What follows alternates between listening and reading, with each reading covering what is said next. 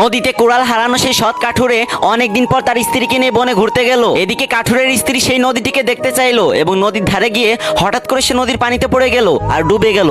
এদিকে কাঠুরেও কান্না শুরু করলো। তার কান্না শুনে আবারও জলপরি উঠে এলো এবং পানি থেকে অতি রূপবতী রাজকন্যার মতো সুন্দরী একটা মেয়েকে তুলে বলল, এটাই কি তোমার স্ত্রী? তখন কাঠুরে বলল, হ্যাঁ এটাই আমার স্ত্রী। তখন জলপরি বলল, ভালো করে দেখে তারপর বলো। এবারও কাঠুরে বলল, আর দেখতে হবে না, এইটাই আমার স্ত্রী। তখন জলপরি বলল, আগের বার তোমার সততা দেখে আমি মুগ্ধ হয়েছিলাম, কিন্তু এবার তুমি এটা কি করলে?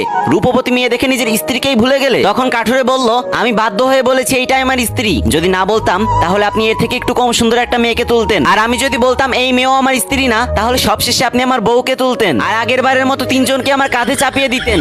এজন্য আমি প্রথমবারই বলেছি এটাই আমার স্ত্রী। পরি সাহেবা, আমি নিতান্তই গরিব মানুষ, তিনটা বউ পালবো কিভাবে বলেন তো?